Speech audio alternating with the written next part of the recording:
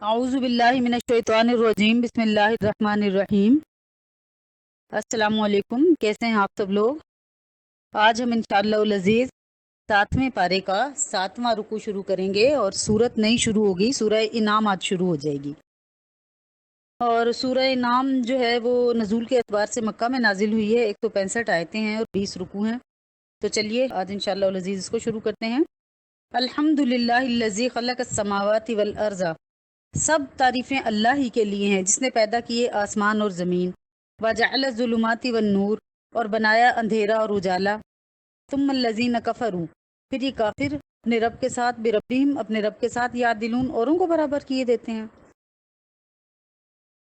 حضرت عبداللہ بن عباس نے فرمایا کہ سورہ انعام کی ایک خصوصیت تو یہ ہے کہ وہ پوری سورت بجز چند آیات کے بیک وقت مکہ میں اس طرح نازل ہوئی کہ 70,000 فرشتے اس کے جلو میں تسبیح پڑھتے ہوئے آتے تھے۔ اور جو ہیں بہت سارے مفسرین جو ہیں انہوں نے اسی قول کو نقل کیا ہے۔ پھر یہ جو سورت ہے یہ توحید کے تمام اصول اور قواعد پر مشتمل ہے۔ اس سورت کو اللہ تعالیٰ نے کلمہ الحمدللہ سے شروع کیا ہے، جس میں یہ خبر دی گئی ہے کہ سب تعریفیں اللہ تعالیٰ کے لیے ہیں،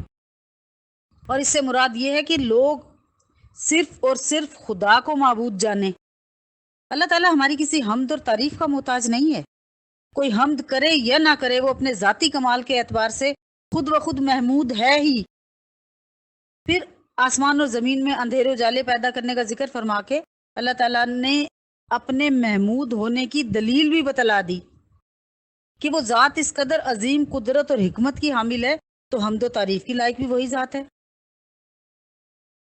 پھر دیکھیے مختلف جو لوگ ہوتے ہیں وہ اللہ تعالیٰ کے ساتھ مختلف چیزوں کو برابر کرتے ہیں، تو اس آیت کا توحید کی حقیقت اور اس کی واضح دلیل کو اللہ تعالیٰ نے بیان فرما کے نا دنیا سے ان تمام قوموں کو تنبیہ کی، یا ان تمام قوموں کے باطل عقائد کا رد کیا جو سرے سے یا تو توحید کے قائل ہی نہیں ہیں، یا قائل ہونے کے باوجود توحید کی حقیقت کو چھوڑ کے بیٹھ گئے۔ جیسے جو مجوسی ہیں نا، وہ دنیا کے دو خالق مانتے ہیں، ایک یزدان اور ایک اہرمن۔ یزدان کو خالق خیر اور اہرمن کو خالق شر قرار دیتے ہیں، اور انہی دونوں کو نور اور ظلمت سے بھی جو ہے وہ تعبیر کرتے ہیں۔ پھر ہندوستان کا حال دیکھیے تو کتنے ہیں، 33 کروڑ دیوتا جو ہے وہ ان کو خدا کا شریک بنائے بیٹھے ہیں۔ پھر جو آریہ سماج ہے وہ توحید کے قائل ہونے کے باوجود روح اور مادہ کو قدیم اور اللہ تعالیٰ کو قدرت اور خلقت سے آزاد قرار دے کر توحید کی حقیقت سے ہی ہٹ گئے۔ اچھا، اسی طرح نصارہ توحید کے قائل ہونے کے ساتھ ساتھ حضرت عیسیٰ اور ان کی والدہ کو خدا کا شریک جو ہے وہ بتلانے لگے۔ پھر جو عرب کے مشرکین ہیں تو خدائی تقسیم میں انہوں نے تو یہاں تک سخاوت دکھلائی کہ ہر پہاڑ کا ہر پتھر ان کے نزدیک نوع انسانی کا معبود بن سکتا تھا۔ غرض اللہ تعالیٰ نے انسان کو اشرف المخلوقات بنا کے پیدا کیا تھا نا، تو جب وہ راہ سے بھٹکا تو پھر اس نے کیا کیا، یعنی مخلوقات میں سے ساروں میں سے افضل انسان تھا، تو پھر اس نے اپنی جو اس کے زیر نگی مخلوق اللہ تعالیٰ نے بتائی تھی ان کو پوجنا شروع کر دیا، کوئی سورج چاند ستارے، کوئی آگ پانی ہوا درخت پتھر، کیڑوں مکوڑوں کو بھی اپنا مسجود بنا لیا، معبود بنا لیا، حاجت روا اور مشکل کشا سمجھ لیا۔ جانوروں کو اپنا، سانپوں کو بھی پوجا جاتا ہے نا۔ اس پوری کائنات میں اشرف المخلوقات انسان ہے، اور انسان کی عجیب حماقت راہ سے بھٹکنا اور ضلالت اور گمراہی کی یہ حالت ہے کہ وہ اپنی ان چیزوں کو جو اس کے فائدے کے لیے بنائی گئی تھی ان کو بیٹھ کے پوجنا شروع کر دیا، ان کو اپنا معبود بنا لیا، اللہ تعالیٰ کو چھوڑ ہی دیا۔ اب یہاں پہ اللہ تعالیٰ نے جو پہلی آیت میں نے تلاوت کی ہے تو پوری دنیا کی عظیم ترین چیزوں کو اللہ تعالیٰ کی مخلوق، یعنی جتنی بھی چیزیں اللہ تعالیٰ نے بتائی ہیں وہ ساری کی ساری انسان سمیت اللہ تعالیٰ کی محتاج ہیں۔ صحیح عقیدہ توحید کا یہی ہے کہ صرف اللہ تعالیٰ کی ذات اس قابل ہے کہ جس کی عبادت کی جائے۔ آگے چلیے، هو الذی خلقکم، وہی ہے جس نے پیدا کیا تم کو، من طین، مٹی سے، ثم قضا اجلا، پھر مقرر کر دیا ایک وقت، واجل مسمى، اور ایک مدت مقرر ہے، عندہ اس کے نزدیک، ثم انتم تمترون، پھر بھی تم شک میں پڑتے ہو اس بات کے بارے میں۔ یعنی اللہ تعالیٰ وہ ذات ہے جس نے تمہیں مٹی سے پیدا کیا، کہ آدم علیہ السلام کو مٹی کی خمیر سے پیدا فرما کے ان میں جان ڈال دی، اور عام انسانوں کی غذا مٹی سے نکلتی ہے، غذا سے نطفہ، نطفے سے انسان کی تخلیق عمل میں آتی ہے۔ حضرت ابو موسیٰ اشعری فرماتے ہیں کہ میں نے رسول اللہ صلی اللہ علیہ وسلم سے سنا کہ اللہ تعالیٰ نے آدم علیہ السلام کو مٹی کی ایک خاص مقدار سے پیدا فرمایا، جس میں پوری دنیا میں جو زمین تھی نا، اس کے اجزاء شامل کیے گئے۔ یہی وجہ ہے کہ اولاد آدم جو ہے نا، رنگ و روپ اور اخلاق و عادات میں مختلف ہیں، کوئی کالا، کوئی گورا، کوئی سرخ، کوئی سفید، کوئی سخت، کوئی نرم، کوئی پاکیزہ خصلت، کوئی خبیث الطبع۔ پھر اللہ تعالیٰ نے انسان کی یہ ابتدائی آفرینش کا جو ذکر کر دیا نا کہ میں نے ایسے ایسے بنایا، پھر اس کی انتہا کی 2 منزلوں کا بھی ذکر فرما دیا اسی آیت کہ ایک انسان کی شخصی انتہا جس کو موت کہا جاتا ہے، ہم سب کی انتہا موت ہے نا، اور دوسری پورے نوع انسانی اور اس کی کائنات، خود ہر مخلوق جو کائنات میں، اس مجموعہ کی انتہا کا نام جو ہے وہ قیامت رکھا گیا۔ یعنی ایک تو ہم انسانوں کی الگ الگ فردن موت ہے نا، ایک پھر پورے عالم کی موت ہے، پہاڑ، درخت، سمندر، پانی، پرندے، چرند، حشرات، سب، اس دن کا نام قیامت رکھا گیا۔ تو اللہ تعالیٰ نے یہ جو فرمایا نا ثم قضا اجل، یعنی انسان کی پیدائش کے بعد اللہ تعالیٰ نے اس کی بقا اور حیات کے لیے ایک میعاد مقرر کر دی، اور اس میعاد پر پہنچنے کا نام موت ہے۔ انسان تو نہیں جانتا کہ اس کو موت کب آنی ہے، لیکن اللہ اور اس کے فرشتے جانتے ہیں۔ لیکن انسان ایک حیثیت سے ضرور اپنی موت کو جانتا ہے کہ ہر وقت ہر جگہ اپنے گرد و پیش میں اولاد آدم کو مرتے ہوئے دیکھتے ہیں نا، تو پھر اسے یاد آتی ہے کہ اسی طرح ایک دن میں نے بھی مر جانا ہے۔ ذرا سوچیے کہ ہم کسی ڈیتھ پہ سے ہو کر آئیں، کسی کو دیکھ کر آئیں مردے کو، تو کیسا دل دنیا سے اچاٹ ہوتا ہے نا، کیسی اپنی موت یاد آ رہی ہوتی ہے۔ تو اسی طرح جو ہے اللہ تعالیٰ نے ہمیں موت کو یاد کروانے کے یہ سارے سلسلے دنیا میں بنائے ہیں۔ اور پھر قیامت جس کا علم صرف اللہ تعالیٰ کے پاس ہے، اس کی میعاد کا پورا علم نہ کسی فرشتے کو ہے نہ کسی انسان کو ہے، لیکن ہمارا ایمان کا حصہ ہے کہ قیامت آئے گی۔ تو اب جو انسان کی شخصی موت سے، یعنی ہم سب کو جو تیاری ہے، اللہ تعالیٰ نے ایک کھلا پیپر جو بتا دیا ہے، وہ ہمیں سب کو اپنی شخصی موت سے پہلے ہی کرنا ہے نا۔ ہم مر جائیں، ہمارا نامہ اعمال تو منقطع ہو گیا، ہم سے عمل کرنے کی استطاعت چھین لی جائے گی جب ہم مر جائیں گے، تو ہماری بلا سے قیامت ابھی 500 سال نہ آئے، ہمیں کیا فائدہ ہوگا؟ تو تیاری کہاں کی ہے؟ شخصی موت کی تیاری کیجئے۔ قیامت آنے سے ہمارا کوئی تعلق نہیں ہے، اللہ تعالیٰ کا وعدہ ہے قیامت آنی ہے، سارے انسانوں پہ آ کے رہے گی، چرند پرند جانوروں سب پہ آ کے رہے گی، عالم میں جو چیز ہے سب کی سب فنا ہو کے رہیں گی، لیکن ہماری توجہ شخصی موت پہ ہونی چاہیے کہ جب ہم مر جائیں گے تو ہمارے تمام اعمال کا وقت ختم ہو جائے گا، پھر ہم کچھ نہیں کر پائیں گے، تو اس وقت کے آنے سے پہلے ہم کچھ کر لیں، اللہ تعالیٰ کے بتائے ہوئے طریقوں کو مان لیں، جان لیں، ان پہ چل لیں، اور اپنے دل سے شکوک و شبہات نکال دیں۔ وَهُوَ اللَّهُ فِي السَّمَاوَاتِ وَفِي الْأَرْضِ، اور وہی ہے اللہ جو آسمانوں میں اور زمین میں، یعلم سرکم، جانتا ہے تمہارا چھپا، وجہرکم، اور کھلا ہوا، ویعلم ما تکسبون، اور جانتا ہے جو تم کرتے ہو۔ یعنی جو پہلی 2 آیتوں کے مضمون کا جو نتیجہ ہے نا، وہ اللہ میں نے بیان فرما دیا کہ اللہ ہی وہ ذات ہے جو زمین اور آسمان میں لائق عبادت ہے اور لائق اطاعت ہے، اور وہی تمہارے ظاہر اور باطن، ہر حال، ہر قول، ہر فعل سے پوری طرح واقف ہے۔ وما تأتیہم من آیات من آیات ربہم، اور نہیں آتی ان کے پاس کوئی نشانی ان کے رب کی نشانیوں میں سے، الا کانوا عنہا معرضین، مگر کرتے ہیں وہ کیا اس سے؟ تغافل برتتے ہیں، اعراض برتتے ہیں۔ اب یہ جو غفلت اور یہ جو ہم ڈوبے میں ہیں نا غفلت کے اندھیروں میں، اس کی طرف اللہ تعالیٰ نے اشارہ کیا ہے۔ یعنی جب حق ان کے سامنے آیا تو انہوں نے حق کو جھٹلا دیا، فقط کذبوا بالحق لما جاءہم، تو حق کو جھٹلانے سے مراد قرآن پاک بھی ہے اور نبی پاک صلی اللہ علیہ وسلم کی ذات بھی، کیونکہ حضرت صلی اللہ علیہ وسلم شروع اپنی ابتدائی عمر سے لے کر آخر تک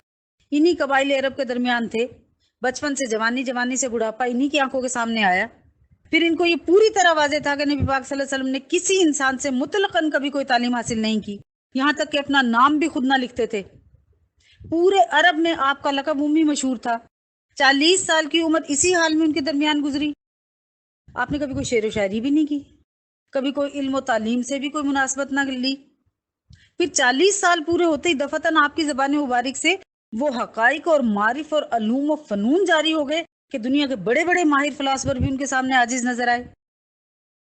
عرب کے تمام فصحاء اور بلغاء کو اپنے لائے ہوئے کلام کا مقابلہ کرنے کے لیے چیلنج دے دیا۔ تو یہ لوگ تو حضرت صلی اللہ علیہ وسلم کو شکیس دینے کے لیے اپنی جان و مال، عزت و آبرو، اولاد، خاندان سب قربان کرنے کے لیے ہر وقت تیار رہتے تھے. پھر ان میں سے کسی کی جرت کیوں نہ ہوئی کہ اس چیلنج کو قبول کر لے؟ قرآن کی ایک آیت کی مثل ہی کوئی مثال پیش کر دیتا. اسی طرح نبی پاک صلی اللہ علیہ وسلم کا اور قرآن کا اپنا وجود خود حقانیت کی بہت بڑی نشانی تھی. پھر حضرت صلی اللہ علیہ وسلم کے ہاتھوں ہزاروں معجزات، کھلی کھلی نشانیاں ایسی ظاہر ہوئی جن کا انکار بہرحال کوئی صحیح الحواس انسان یا جس میں تھوڑی سی بھی عقل ہے وہ نہیں کر سکتا. لیکن کیا کیا ان لوگوں نے؟ ساری نشانیوں کو یکسر جھٹلایا. تو اللہ تعالیٰ نے ارشاد فرمایا فقط کذبوا بالحق لما جاءہم، جھٹلایا انہوں نے جب آیا ان کے پاس حق. تو پھر جب جھٹلا دیا تو پھر اس کفر و انکار اور تکذیب کے انجام بد کی طرف بھی اشارہ کرنے کے لیے فرما دیا فسوف یاتیہم انباء ما کانوا بہ یستہزئون. یعنی اگلی آیت میں اللہ تعالیٰ نے فرما دیا کہ فقط کذبوا بالحق کی، جب وہ حق کو جھٹلا چکے ہیں، لما جاءہم جو ان کے پاس آیا تھا، فسوف یاتیہم انباء ما کانوا بہ یستہزئون. سو اب آیت آتی ہے ان کے آگے ان کی حقیقت جس بات پہ وہ ٹھٹا کیا کرتے تھے، ہنسا کرتے تھے. یعنی رسول اللہ صلی اللہ علیہ وسلم کے معجزات، آپ کی لائی ہوئی ہدایات، ان کا مذاق اڑا لیا نا، قیامت اور آخرت کا مذاق اڑا لیا نا، سب کچھ کر لیا کفار نے دنیا میں. تو اللہ تعالیٰ فرما رہا ہے بہت جلد وہ وقت آنے والا ہے جب سارے حقائق ان کی آنکھوں کے سامنے آ جائیں گے. قیامت قائم ہوگی، ایمان و عمل کا حساب دینا ہوگا، ہر شخص اپنے کیے کی سزا اور جزا پائے گا. مگر اس وقت کا یقین اور اقرار کسی کے کام نہیں آئے گا، کیونکہ قیامت کیا ہے؟ وہ روز عمل نہیں ہے بلکہ روز جزا ہے. ابھی غور و فکر کی فرصت خدا تعالیٰ نے رکھی ہے. یہ فرصتیں ہمیں دے رکھی ہیں، یہ سانسیں جو ہماری چل رہی ہیں، یہ اسی غور و فکر کے لیے آزاد چھوڑی ہوئی ہے اللہ تعالیٰ نے. پھر جو کوئی اس نعمت کو جو ہے نا وہ غنیمت سمجھ کر آیات الہی پر ایمان لے آئے تو دنیا اور آخرت کی فلاح، کامیابی، بھلائی اسی کے لیے ہوگی. الم یروکم اہلکنا من قبلہم، کیا نہیں دیکھتے کہ کتنی ہلاک کر دی ہم نے، من قرنن، ان سے پہلے امتیں، مکناہم، جن کو جمایا تھا ہم نے، فی الارض، ملک میں، ما لم نمکن لکم، جتنا ہم نے تم کو نہیں جمایا، وارسلنا السماء علیہم مدرارا، اور چھوڑ دیا ہم نے ان پر آسمان کو لگاتار برستا ہوا، وجعلنا الانہارا، اور بنا دی ہم نے نہریں، تجری من تحتہم، جو ان کے نیچے سے بہتی تھیں، فاہلکناہم، پھر ہم نے ان کو ہلاک کیا، بذنوبہم، ان کے گناہوں کے سبب، وانشأنا من بعدہم قرنا آخرین، اور پیدا کیا ہم نے ان کے بعد اور امتوں کو. اب یہ جو آیت میں نے تلاوت کی ہے در حقیقت رسول اللہ صلی اللہ علیہ وسلم کے بلا واسطہ مخاطب یعنی اہل مکہ کے بارے میں اللہ تعالیٰ نے اس میں ارشاد فرمایا ہے کہ ان لوگوں نے اپنے سے پہلے گزرنے والی قوموں کا حال نہیں دیکھا جس سے ان کو عبرت اور نصیحت حاصل ہوتی. اور دیکھنے سے مراد حال پر غور و فکر کرنا ہے، کیونکہ وہ قومیں بہرحال ان کے اس وقت تو سامنے موجود نہیں تھی نا جن کو وہ دیکھ سکتے. پھر اللہ تعالیٰ نے اگلی قوموں کی ہلاکت اور بربادی کا ذکر بھی فرما دیا کہ کم اہلکنا من قبلہم من قرن، یعنی ہم نے ان سے پہلے کتنے قرنوں کو ہلاک کر دیا. اچھا اب یہ سمجھ لیجئے کہ قرن جو ہے نا اس کو جماعت کو بھی کہا جاتا ہے اور ایک زمانے کو بھی کہا جاتا ہے. مختلف اقوال ہیں. زمانہ جو ہے وہ ایک طویل حصہ ہوتا ہے، اور قرن جو ہے نا وہ 10 سال سے لے کر 100 سال تک کے مختلف جو ہے نا سالوں کو قرن کہا جاتا ہے. لیکن رائج یا آپ کہہ لیں کہ زیادہ جو کثیر روایات ہیں وہ اس بات کی تائید کرتی ہیں کہ قرن جو ہے وہ 100 سال کے لیے بولا جاتا ہے. جیسا کہ ایک حدیث میں ہے کہ حضرت صلی اللہ علیہ وسلم نے عبداللہ بن بشیر زمانی کو فرمایا تھا کہ تم ایک قرن زندہ رہو گے، تو وہ پورے 100 سال زندہ رہے. اور حضرت صلی اللہ علیہ وسلم نے ایک بچے کو بھی دعا دی تھی کہ قرن بھر زندہ رہو، تو پورے 100 سال زندہ رہا. اب اس آیت میں گزشتہ اقوام عالم کے بارے میں پہلے یہ بتلایا گیا کہ اللہ تعالیٰ نے زمین میں انہیں بڑی وسعت، قوت، سامان، معیشت، بہت کچھ عطا فرمایا تھا جو بعد کے لوگوں کو نصیب نہیں ہوا. لیکن جب انہوں نے ہی رسولوں کی تکذیب اور احکام خداوندی کی مخالفت اختیار کر لی تو یہ سارا جاہ و جلال، مال و منال اللہ کے عذاب کے سامنے بالکل بیکار ثابت ہوا اور سب کے سب نیست و نابود ہو کے رہ گئے. تو آج کے مخاطب اہل مکہ جن کو نہ عاد و سمود جیسی قوت و طاقت حاصل ہے، نہ اہل شام اور یمن جیسی خوشحالی حاصل ہے، تو پھر ان کو اقوام ماضی کے واقعات سے کچھ عبرت نہیں حاصل کرنی چاہیے؟ کوئی اپنے افعال کا جائزہ نہیں لینا چاہیے کہ مخالفت کر کے ان قوموں کا کیا انجام ہوا تھا جو ہمارا ہوگا؟ پھر یہ جو قومیں تھیں نا پرانی، یہ بڑی بڑی جاہ و جلال، حکومت و سلطنت کی مالک، ڈیل ڈول، قوت و طاقت والی، تو اللہ تعالیٰ نے کیا کیا؟ ان کو چشم زدن میں ہلاک برباد کر دیا، اور پھر ان کے ہلاک ہونے کے بعد ان کی جگہ دوسری قومیں پیدا کر دی، اور جہان کو اسی طرح بسایا کہ دیکھنے والوں کو کبھی محسوس بھی نہیں ہوا کہ یہاں سے کوئی انسان کم ہوا ہے۔ اور اگر ہم تھوڑا سا بھی غور کریں تو اللہ تعالیٰ کی اس قدرت اور حکمت کا مشاہدہ تو ویسے بھی ہر زمانے میں ہم کرتے ہی رہتے ہیں، روزانہ سینکڑوں ہزاروں لاکھوں انسان مرتے ہیں۔ پوری دنیا کا اگر آپ جائزہ لیں تو کہیں کوئی خلا نظر آتا ہے، کہیں کوئی کمی محسوس ہوتی ہے کہ یہاں کے آدمی ہلاک ہو گئے؟ تو آج دیکھیں آپ، اللہ تعالیٰ اس بات پر قادر ہے کہ ہم کو لے جائے اور ہم جیسے کوئی دوسرے پیدا کر دے۔ یہ اس کی حکمت ہے کہ اس نے ہمیں چھوٹ ڈیل دے رکھی ہے۔ وَلَوْ نَزَّلْنَا عَلَيْكَ كِتَابًا، اور اگر ہم اتاریں تجھ پر کتاب، فی قرطاسٍ، کاغذ میں لکھی ہوئی ہو، فَلَمَسُوهُ، پھر اس کو وہ چھو لیں، بِأَيْدِيهِمْ، اپنے ہاتھوں سے، لَقَالَ الَّذِينَ كَفَرُوا، تو کہیں گے البتہ کافر، ان ھذا الا سحر مبین، یہ نہیں ہے مگر ایک جادو ہے سری۔ اب دیکھیے کہ یہ جو آیت میں نے آپ لوگوں کے سامنے تلاوت کی ہے نا، تو اس کے بارے میں ایک روایت یہ ہے کہ عبداللہ بن ابی امیہ نے رسول اللہ صلی اللہ علیہ وسلم کے سامنے ایک مطالبہ پیش کیا اور کہا تو میں تو آپ پہ اس وقت تک ایمان نہیں لا سکتا جب تک میں یہ واقعہ نہ دیکھ لوں کہ واقعی آپ آسمان پہ چڑھ جائیں اور وہاں سے ہمارے سامنے ایک کتاب لے کر آئیں جس میں میرا نام لے کر یہ لکھا ہو کہ اب میں آپ کی تصدیق کروں، اور اگر یہ سب کہہ بھی دیا جائے اور آپ یہ سب کر کے بھی دکھا دیں تو تب بھی میں مسلمان ہوتا نظر نہیں آتا۔ تو قوم کے ایسے بیجا مطالبات استہزاء کے رنگ میں نبی پاک صلی اللہ علیہ وسلم جو کہ ماں باپ سے زیادہ شفیق ہیں، ان کے قلب مبارک پر کیا اثر ہوا ہوگا؟ اس کا صحیح اندازہ تو بہرحال ہم نہیں کر سکتے، صرف وہ شخص محسوس کر سکتا ہے جس کو قوم کی اصلاح اور فلاح کی فکر نبی پاک صلی اللہ علیہ وسلم کی طرح لگی ہوئی ہو۔ اسی لیے اس آیت میں آپ کو تسلی دینے کے لیے اللہ تعالیٰ نے ارشاد فرمایا کہ ان کے مطالبات کسی غرض اور مقصد کے لیے نہیں ہیں، نہ ان کو کوئی عمل کرنا مقصود ہے۔ ان کا حال یہ ہے کہ جو کچھ آپ یہ طلب آپ سے کریں نا، اگر یہ سارا انہیں دے بھی دیا جائے نا، پھر بھی آپ کی سچائی سامنے آ جائے تب بھی یہ قبول نہیں کریں گے۔ مثال کے طور پہ ان کی فرمائش کے مطابق آسمان سے کاغذ پر لکھی ہوئی کتاب اتار دیں جسے وہ نہ صرف آنکھوں سے دیکھ لیں بلکہ ہاتھوں سے چھو بھی لیں، تو تب بھی وہ یہی کہیں گے کہ ہمارے اوپر تو جادو ہوا ہے، اس کی کوئی حقیقت نہیں ہے۔ اور یہ ساری باتیں کیوں ہیں؟ حقیقت اس میں کیا ہے کہ ان کی ساری باتیں محض عناد بغض کی وجہ سے ہیں، گویا انہوں نے ماننا ہی نہیں ہے، اگر یہ فرمائش پوری کر بھی دی جائے تب بھی نہیں مانیں گے۔ وَقَالُوا لَوْلَا أُنزِلَ عَلَيْهِ مَلَكٌ، اور کہتے ہیں کہ کیوں نہیں اترا ہم پر کوئی فرشتہ، وَلَوْ أَنزَلْنَا مَلَكًا لَقُضِيَ الْأَمْرُ ثُمَّ لَا يُنظَرُونَ، اگر ہم اتاریں فرشتہ تو طے ہو جائے قصہ، پھر ان کو مہلت بھی نہ ملے۔ لوگوں نے جو مطالبہ پیش کیا تھا نا، تو ان کے ساتھ کچھ اور لوگ بھی آئے، عبداللہ بن ابی کے ساتھ، نضر بن حارث کے ساتھ، نوفل بن خالد کے ساتھ، انہوں نے تینوں نے جمع ہو کے ایک دفعہ نبی پاک صلی اللہ علیہ وسلم کو کہا کہ ہم تو آپ پہ جب ایمان لائیں گے جب آپ آسمان سے کتاب لے کر آئیں، اس کے ساتھ 4 فرشتے آئیں اور وہ فرشتے اس بات کی گواہی دیں کہ کتاب اللہ کی طرف سے آئی ہے اور یہ کہ آپ اللہ کے رسول ہیں۔ تو اس کا جواب اللہ تعالیٰ نے دے دیا، پڑے ہوئے ہیں غفلت میں، ضلالت میں، گمراہی میں، کہ اپنے مطالبات کو منوا کے سمجھتے ہیں کہ ایمان لے آئیں گے، کیونکہ اللہ جانتا ہے کہ ان کے مطالبات مان بھی لیے تو بھی یہ ایمان نہیں لائیں گے۔ پھر یہ ایسے مطالبات کر کے اپنی موت اور ہلاکت کو دعوت دے رہے ہیں، کیونکہ اللہ تعالیٰ کے قانون میں یہی ہے کہ جب کوئی قوم کسی پیغمبر سے کسی خاص معجزے کا مطالبہ کرے نا، اور اللہ تعالیٰ کی طرف سے ان کا مانگا ہوا معجزہ دکھلا بھی دیا جائے تو وہ پھر بھی نہ مانے نا، پھر بھی نہ اسلام لائے، ذرا بھی پھر اس میں تاخیر کریں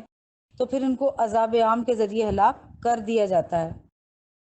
تو ظاہر ہے جو اہل مکہ کی جو قوم تھی یہ بھی مطالبہ کسی نیک نیتی سے تو نہیں نہ کر رہی جس سے ان کے مان لینے کی توقع کی جاتی، اسی لیے اللہ تعالیٰ نے فرما دیا لو انزلنا ملکن لقضی الامر ثم لا ينظرون، یعنی ہم مانگا ہوا معجزہ انہیں دے بھی دیں نا، فرشتہ بھیج دیں، تو پھر بھی قوم ماننے والی نہیں ہے، اس معجزہ کے دیکھنے کے بعد بھی خلاف ورزی کریں گی تو اللہ تعالیٰ ان کا حکم ہلاک کرنے کا جاری فرما دے گا۔ تو پھر جب ایک دفعہ فرشتے آ جائیں گے نا تو پھر کوئی اس میں مہلت نہیں ملے گی ذرہ برابر بھی۔ اس لیے سمجھنا چاہیے کہ مانگی ہوئی کوئی نشانی اگر ظاہر نہیں کی گئی تو اس میں ان کی خیر ہے۔ پھر آگے دیکھیے وَلَوْ جَعَلْنَاهُ مَلَكًا لَجَعَلْنَاهُ رَجُلًا، اگر ہم رسول بنا کر بھیجتے کسی فرشتے کو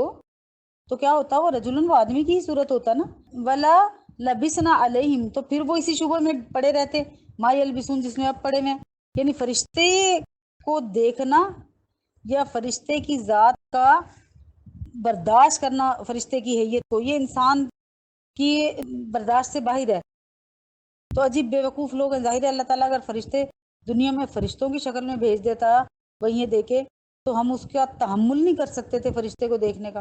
اور اگر فرشتے کو انسانوں کی شکل میں دے کے بھیجنا تھا تو پھر بھی انہوں نے یہ کہنا تھا کہ تو انسان ہے۔ تو گویا ان کا تو اعتراض جو ہے وہ نہ ختم ہونے والا ہے، کبھی ختم ہی نہیں ہوگا، شبہ میں ہی پڑے رہیں گے۔ وَلَقَدِ اسْتُهْزِئَ بِرَسُولٍ مِّن قَبْلِكَ، اور بلا شبہ ہنسی کرتے رہے ہیں رسولوں سے، من قبلک، تو اس سے پہلے بھی، فحاق بالذین سخروا، پھر گھیر لیا ان کو ان کے اس مسخرے پر نے، جن باتوں پہ وہ ہنسی کیا کرتے تھے، منہم ما کانوا بہ یستہزئون، ان کو اس چیز نے کہ جس پر وہ ہنسا کرتے تھے۔ یعنی ان تمام معاندانہ سوالات کے جواب دینے کے بعد اللہ تعالیٰ نے 5 آیت میں جو تلاوت کی ہے، نبی پاک صلی اللہ علیہ وسلم کی تسلی کے لیے ارشاد فرمایا کہ یہ استہزاء، تمسخر، اظہار ثانی کا معاملہ جو آپ کی قوم آپ کے ساتھ کر رہی ہے نا، یا مخصوص نہیں ہے آپ کے ساتھ، آپ سے پہلے بھی سب رسولوں کو ایسے دلدوز اور ہمت شکن واقعات سے سابقہ پڑا ہے، مگر انہوں نے ہمت دکھائی، اسی لیے اولو العزم پیغمبر اللہ تعالیٰ نے ذکر کی ہے نا قرآن پاک، اور انجام یہ ہوا کہ استہزاء اور تمسخر کرنے والی قوم کو اس عذاب نے آ پکڑا جس کا وہ تمسخر کیا کرتے تھے۔ خلاصہ کلام یہ ہے کہ آپ صلی اللہ علیہ وسلم کا کام تبلیغ احکام ہے، وہ کر کے آپ اپنے قلب کو فارغ فرما لیں، اس کا اثر کسی نے لیا یا نہیں لیا، اس کی نگہداشت آپ کے ذمہ نہیں ہے، اس لیے اس میں مشغول ہو کر آپ اپنے قلب کو مغموم نہ کریں۔ نبی پاک صلی اللہ علیہ وسلم بہت چاہنے والے تھے نا، تو پھر ان کو پریشانی رہتی تھی کہ میں اتنا اس قوم کو آگ سے بچانے کی کوشش کرتا ہوں لیکن یہ قوم آگ سے نہیں بچ پاتی۔ تو یہاں اللہ تعالیٰ نے نبی پاک صلی اللہ علیہ وسلم کی تسلی کے لیے فرما دیا کہ اگر وہ نہیں مانتی تو آپ کا ذمہ نہیں ہے۔ یہی بات ہمیں یاد رکھنی چاہیے کہ جب بھی ہم تبلیغ کا کوئی کام کریں تو کوئی اس کو مانے یا نہ مانے، آپ اپنا کام جاری رکھیے، ہمارا ذمہ صرف پہنچا دینا ہے اور اس کے اوپر اثر کرنا نہیں ہے۔ اثر کرنے والی ذات اللہ تعالیٰ کی ہے، اگر وہ چاہے گا تو ہمارے کلام میں اتنا اثر پیدا ہو جائے گا کہ لوگ ہماری بات کو فالو کریں۔ اللہ تعالیٰ سے دعا گو ہوں کہ جو کچھ پڑھا سنا اس پر عمل کی توفیق ہو، آمین۔ وآخر دعوانا ان الحمد للہ رب العالمین۔